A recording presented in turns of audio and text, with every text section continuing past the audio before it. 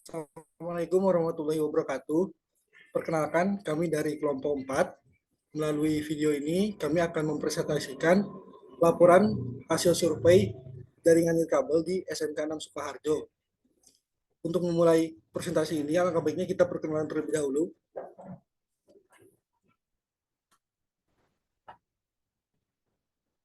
Baik, untuk anggota kelompok 4 tersendiri, terdiri dari 5 anggota.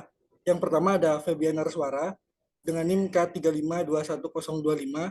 Di sini berperan sebagai tester. Yang kedua ada Hanizar Florian Sukma dengan NIM K3521033 berperan sebagai surveyor. Selanjutnya ada Meidi Yolandia dengan NIM K3521041 berperan sebagai network analis. Anggota yang keempat ada Muaz dengan NIM K3521045 di sini berperan sebagai project manager. Dan anggota terakhir yaitu Lentera Faradiba dengan NIM K3521077 di sini berperan sebagai network engineer.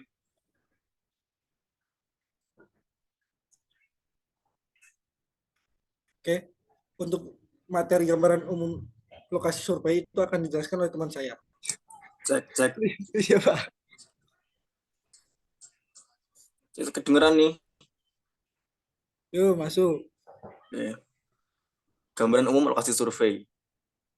SMKN 6 Sukoharjo membutuhkan infrastruktur nirkabel untuk memberikan akses internet cepat dan mudah kepada siswa dan staf.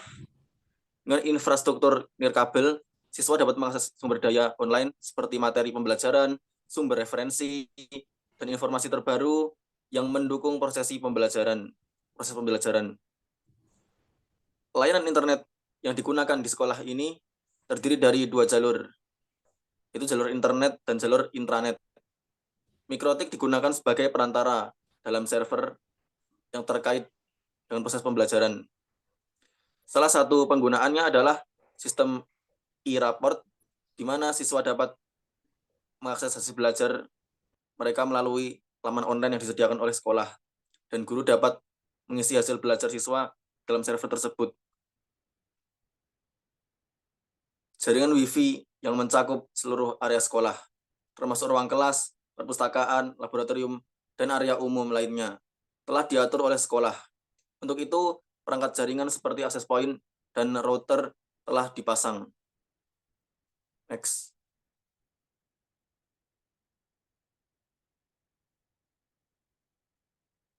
Untuk peralatan survei yang digunakan, pertama ada laptop yang berfungsi untuk menunjang kegiatan observasi untuk menjalankan aplikasi NetSpot tes kegiatan observasi berlangsung.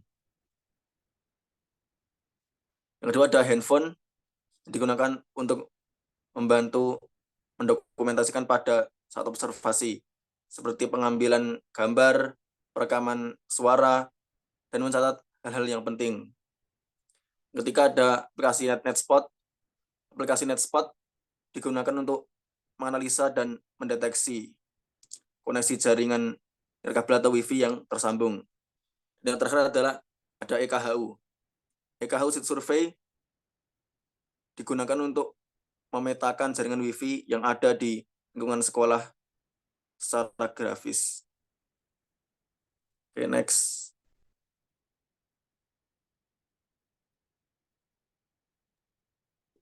Baik, untuk denah lokasi survei dan titik akses point yang kami temukan di sini, bisa kita lihat bahwa SMK 6 memiliki banyak ruangan dan beberapa laboratorium, yang pastinya membutuhkan akses internet yang memadai. Maka dibutuhkannya untuk dipasang akses internet melalui router dan akses point. Nah, fungsi dasar akses point ini adalah menghubungkan suatu perangkat dengan perangkat lainnya secara nirkabel. Hal ini hampir sama dengan yang diterapkan dalam penggunaan Wi-Fi yang dapat menghubungkan perangkat secara nirkabel seperti laptop atau handphone yang terhubung pada jaringan Wi-Fi. Nah, bisa kita lihat dari gambar denah dan akses point yang kami temukan. Akses point termasuk dengan router yang kami temukan di SMKN 6 Sukoharjo ini berjumlah 9 titik. Nah, letak router dan akses point ini disebar oleh mereka sudah cukup memenuhi akses internet dan mencakup semua wilayah yang ada di sekolah.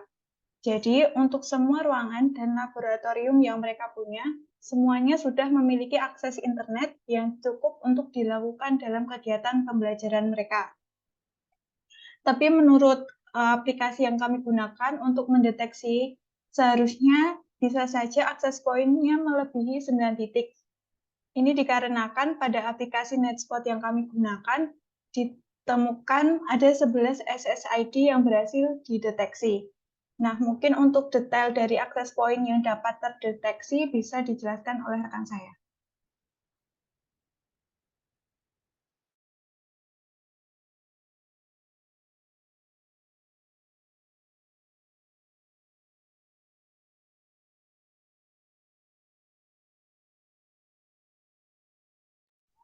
Baik, selanjutnya yaitu detail akses point yang ditemukan. Setelah kami melakukan scanning, kami mendapatkan 11 akses point yang mana di setiap akses point tersebut memiliki channel yang berbeda dan juga status AP yang berbeda. Yang pertama ada akses point SMK 6 SKH, dia memiliki channel 149 dengan power output 5,7 dBi dan enkripsinya WPA 2 personal. Kemudian dia dapat dikoneksikan. SSID yang kedua yaitu SMK 6 SKH juga, namun dia menggunakan channel 8. Power outputnya juga sama, 5,7 dBi. Kemudian enkripsinya WPA 2 personal dan status HP-nya bisa dikoneksikan. Selanjutnya ada ruang TU, channelnya 2, power outputnya 5 dBi, untuk enkripsinya sama saja, dan statusnya bisa dikoneksikan. SSID selanjutnya yaitu ruang bendahara SMK 6, channelnya yaitu 2+1 atau 3, power outputnya 4,7 dBi, enkripsinya sama juga, WPA 2 personal, dan status AP-nya bisa dikoneksikan. Selanjutnya ada ruang guru 3, channelnya 11, power outputnya 5,7 dBi, enkripsinya WPA 2 personal, dan status AP-nya bisa dikoneksikan. Selanjutnya, ruang BK SMK 6, channelnya 2+1 atau 3, power outputnya 4,7 dBi, enkripsinya sama saja, statusnya dapat dikoneksikan. Selanjutnya ada perpustakaan SMK 6, channelnya 10-1, artinya 9, power outputnya 4,7 dBi, enkripsinya WPA 2 personal, status AP-nya dapat dikoneksikan. Selanjutnya ada SSID Lab AKL, channelnya 3+1 atau 4, power outputnya 4,7 dBi, enkripsinya sama, statusnya dapat dikoneksikan. Selanjutnya kantor MM, channelnya 2+1, power outputnya 4,7 dBi, enkripsinya WPA 2 personal, dan dapat dikoneksikan. Nah, yang unik yang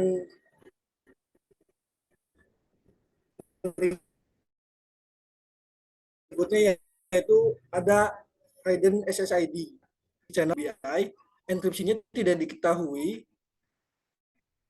dan dia akses pointnya itu tidak dapat dikoneksikan. TBSM hotspot channelnya 5, power outputnya 5 dBi, enkripsinya WPA 2 personal, dan status HP-nya dapat dikoneksikan.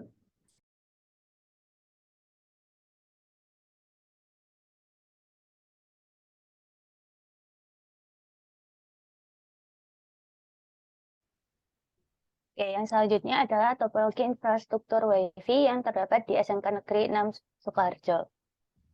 Untuk topologi sendiri di SMK 6 terdapat 2 jalur, yaitu jalur internet dan jalur intranet. Untuk jalur internet sendiri digunakan untuk semua layanan di sekolah. Untuk jalur internet dapat digunakan oleh siswa ataupun oleh guru. Untuk topologinya, mendapatkan sinyal internet dari Telkom, lalu disalurkan ke router, lalu ke hub, kemudian dipecah ke beberapa ruang yang membutuhkan akses internet seperti lab dan ruang kelas lainnya. Yang kedua yaitu melalui jalur intranet. Nah, untuk jalur intranet ini digunakan untuk aplikasi Learning Management System. Untuk topologinya, yaitu mendapatkan sinyal internet dari Telkom, lalu ke router, kemudian ke mikrotik, server, kemudian ke server, lalu dari mikrotik sendiri dipecah menjadi 2 blok, yaitu blok 1 dan blok 2. Nah, dari mikrotik ini disambungkan ke hub, lalu dari hub dipecah ke beberapa WiFi. Tipe WiFi untuk kantor sendiri yaitu ada TP-Link, tipe Home WiFi atau rumahan untuk peruangan yang kecil.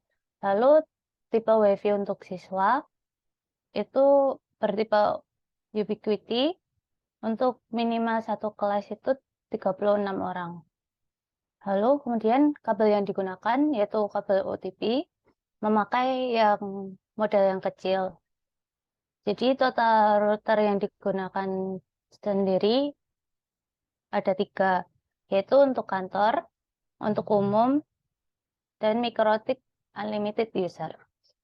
Selanjutnya akan dijelaskan oleh rekan.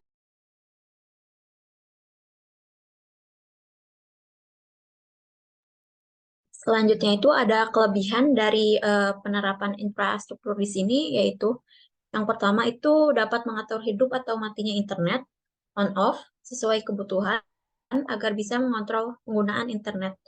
Lalu yang kedua itu dapat mengatur besar kecepatan dari setiap jaringan dan membatasinya atau pembatasan bandwidth agar lebih efektif. Lalu selanjutnya ada kekurangannya dari penerapan infrastruktur di sini itu yang pertama untuk akses WiFi hanya menggunakan password biasa. Nah, untuk saran dari kami itu agar dapat akses WiFi yang lebih baik jika siswa menggunakan sesuai identitas mereka seperti menggunakan email dan password yang telah didaftarkan atau dibuatkan dari sekolah. Lalu yang kedua itu ada pengelola jaringan hanya 1 orang. Nah, saran dari kami itu untuk pengelola jaringan mungkin dapat ditambah 1-2 orang lagi, sehingga dapat mempermudah pengelolaan jaringan karena telah sesuai dengan pembagian tugas. Lalu yang ketiga itu ada masih menggunakan kabel UTP dalam penyebaran jaringan. Nah, saran dari kami itu untuk penyebaran atau perluasan jaringan bisa di-upgrade yang lebih baik lagi jika kebutuhan jarak transmisi yang sangat panjang atau kecepatan transmisi yang sangat tinggi, lebih baik menggunakan alat yang lebih praktis. Mungkin itu saja untuk kelebihan dan kekurangannya. Selanjutnya saya balikan ke moderator.